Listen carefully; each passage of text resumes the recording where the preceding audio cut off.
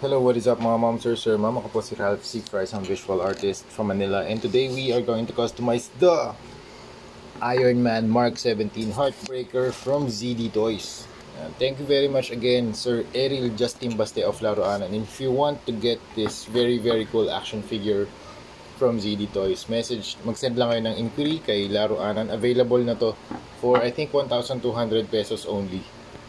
Okay, so first step na gagawin natin ay isprayan natin yung buong figure with Bossni Flat Clear na top coat. So ito yung magiging primer natin. Okay? Alright, tapos na tayo mag-apply ng primer natin. Yung primer na ginamit natin yung top coat na clear from Bossni. So magkakaroon siya ng layer na mag-mattify dun sa buong figure. Tapos yun nga, nawala na yung gloss niya.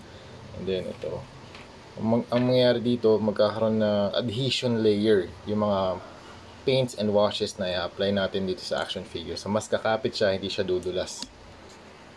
Alright, ang next na gagawin natin, mag-a-apply tayo ng wash, ng black wash using PH179 Black Armored Komodo Water-Based Primer. Alright, apply tayo ng wash, kuha tayo ng paint dito.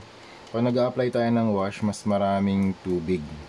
Okay? Para mape-penetrate niya yung buong figure, yung mga recessed areas malalagyan ng pintura. Tapos after nyan, kapag medyo natuyo na, pwede nyo nang i-wipe off. Okay? Para lang magkaroon ng darker hue yung toy or yung action figure. Pwede rin naman sections lang kung ayaw nyo maging dark yung buong part or yung buong area. Kunwari dito lang sa shoulder. Yan. Shoulder lang. Yan. Pwede rin naman. Tapos yung inner workings or yung inner mech ng shoulders. Yan. Pwede rin naman yan. Yan. Tapos pag medyo natuyo na, yan, pwede nyo na i-wipe off. Yan. Depende sa inyo. Kunwari gusto nyo pang patagalin kahit mga 2 more seconds. Yan. Para lang mag-penetrate dun sa surface. Yan. Usually yung mga areas na maganda i-wash talaga yung mga silver. Kasi malakas yung contrast niya. Ayan, taas yung contrast. Pwede rin kayo mag second coat. Kunwari, kukulangan pa kayo. Ayan. Second coat tayo dun sa gitna, dun sa arc reactor. Ayan. Para lang mag-darken pa siya lalo. So yun, apply natin sa mga parts dito sa Heartbreaker. Alright, so tapos na tayo mag-apply ng wash. Medyo nag-darken na yung buong figure. So parang nag-apply tayo ng almost 10% opacity na black na layer dun sa buong action figure. And next na gagawin natin, mag-dry brush tayo ng gunmetal and silver. So yun, ito yung gagamitin natin, Vallejo metal color silver. Saka try din natin tong gunmetal gray. Okay? Silver muna tayo para malakas yung contrast. Kasi baka pag ito ginamit natin walang contrast baka mababa lang. Okay, try natin. So sa pagda-dry brush, kuha tayo ng small amount. Okay, tapos let's remove most of the paint dito sa any porous material na makikita nyo. Yan. Make sure na loaded pa rin yung brush ng paint. Tapos para matest natin muna kung ano yung kalalabasan niya, pwede kayo mag-dry brush dito sa very lightly i-press nyo lang yung brush dito sa sa armor panels. So usually nilalagay natin yan sa mga nakikis-kisa ng mga parts. Yan. Elbows, shoulders, yan. So makikita natin dito, dito sa shoulders usually yan nangyayari yan.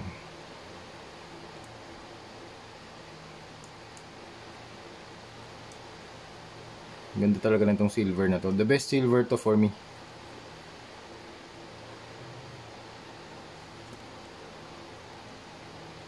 Vallejo Vallejo metal color na silver. Para panalo talaga. Ayan.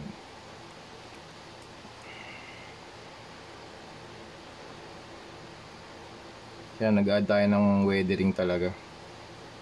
Hindi ko nalalagyan to ng damage kasi yung armor nito, talagang maganda na yung design niya. Yan, no? So, yan yung difference. Ito yung may weathering, ito yung wala.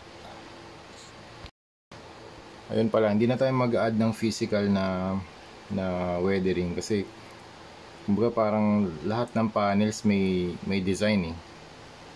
Unless dito sa thighs, pero hindi na kailangan. Goods na to. Add lang tayo ng silver dry brushing and I think this is fine.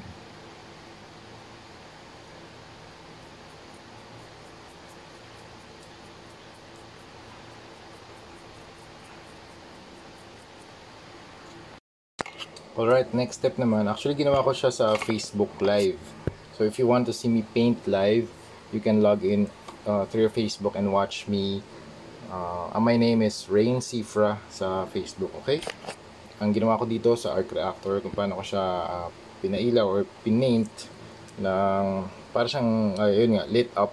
So, nag-dry brush muna ako ng light turquoise around and then siguro mga 3 coats of white from the center to the outer parts of the circle para siya parang yung ilaw nagre-radiate from the center. Okay, I also did that sa arc react dito sa mga sa hands na may repulsors. Yan, dito din. Siguro dadagdagan ko pa to ng one more coat.